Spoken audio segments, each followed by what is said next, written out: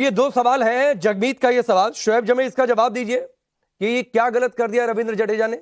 अगर रिबाबा की बात का समर्थन कर दिया तो आरएसएस सरकार निशाने पर क्यों?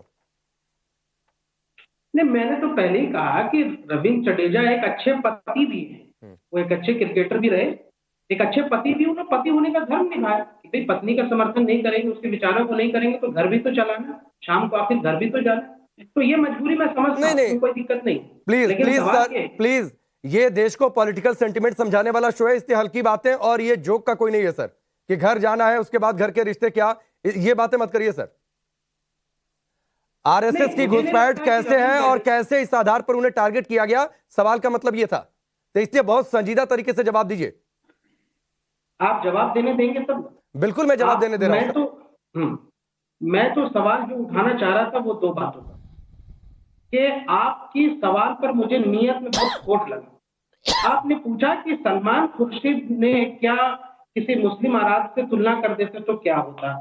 किसी भी धर्म के आराध्य, हाँ, किसी भी धर्म की आप मुझे ये बताइए, कांग्रेस का अगर कोई हिंदू नेता, मान लीजिए आचार्य प्रमोद कृष्ण या कोई भी, अगर ये कह देता कि राहुल गांधी की तुलना अगर भगवान राम से कर देता, तब भी क्या आप सवाल उठाते कि मुस्लिम से क्यों नहीं किए या फिर अल्लाह मियां से क्यों नहीं किए? नहीं, बिल्कुल सवाल उठाते, बिल्कुल सवाल उठाते शोएब जमी, फिर भी सवाल उठाते, क्योंकि जो नहीं बिल्कुल उठाते ना, क्योंकि जो पार्टी प्रभु राम को काल्पनिक बताया वो अगर प्रभु राम से तुलना करे तो सवाल उठेगा, इसलिए हम तब भी सवाल उठाते।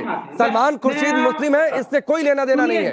कांग्रेस पार्टी का कोई नेता सवाल उठाता तो नहीं, ये शोएब जमी आप मत तय करिए ना सर, शोएब जमी आप मत तय करिए ना सर। इसलिए नहीं उठाते, सुनिए, आप इसलिए नहीं उठाते क्योंकि जब बीजेपी के तमाम नेताओं ने मोदी जी की तुलना भगवान शिव, भगवान राम और सारे लोगों से की आराध्य से, तो आपने कभी सवाल नहीं उठाया उनसे।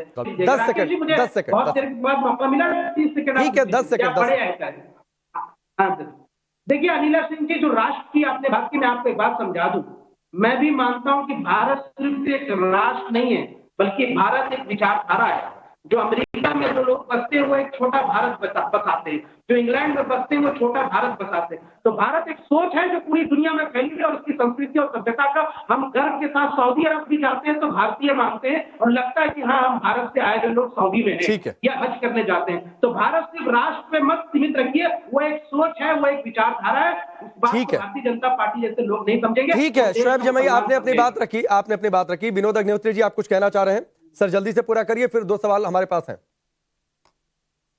नहीं, मैं ये कहना चाह रहा था, दो तीन बातें कहना चाह रहा था। देखिए, रिबाबा जडेजा ने जो कहा वो उनके अपने विचार हैं और हर एक के विचार का स्वागत करना चाहिए और उनके विचार को लेकर कहीं कोई मुकदमा तो दर्ज हुआ नहीं है। अब ट्रोलिंग की जहां तक बात है तो ट्रोलिंग तो विराट कोहली की भी हुई है, ट्रोलिंग तो नेहरू का समर्थन करने वालों की भी होती है, ट्रोलिंग तो इस देश में सबकी होती है, ट्रोलिंग तो मोहम्मद शमी की भी हुई, ट्रोलिंग तो सबकी होती है। नहीं, पॉलिटिकल स्टेटमेंट दरअसल विनोद अग्निहोत्री जी, ठीक है, ये सवाल इसलिए भी ज्यादा तीखे हो गए। राकेश जी, मुझे पूरी बात करने दीजिए, देखिए बीच में टोकिए मत। बार बार आपने पत्रकार, देखिए वरिष्ठ पत्रकार है, अच्छे एंकर हैं, आपने बार बार कहा कि भगवान राम को काल्पनिक माना कांग्रेस ने, आधी बात है।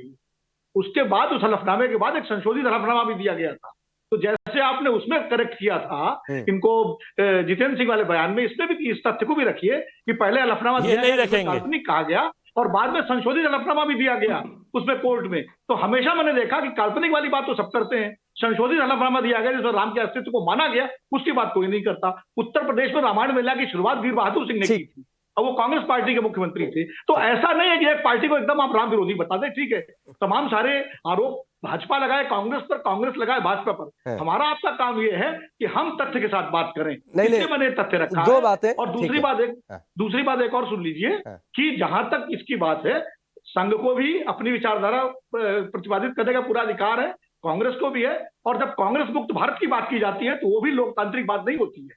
ठीक है, नहीं हम उससे भी ठीक है, उससे भी हम जस्टिफाई नहीं कर रहे हैं। विनोद अग्निहोत्री जी, दो बातें हैं, मुझे लगता है मुझे क्लियर कर देनी चाहिए। एक तो आप हमारे भी वरिष्ठ हैं, इसलिए आपने उस बात को क्लियर कर दिया कि दूसरा हलफनामा आया था। हम उससे भी इनकार नहीं कर रहे कि दूसरा हलफनामा आया नहीं था। मेरे सवाल पूछने का मकसद सिर्फ इतना था कि पहले हलफनामे में ये बात क्यों आ गई।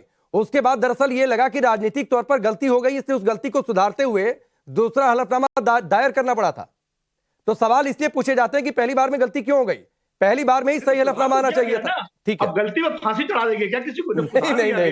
अभी उत्तर प्रदेश के मंत्री ने राम जी के जन्म को लेकर क्या कहा? नहीं, बिल्कुल फांसी चढ़ाने की बात नहीं है।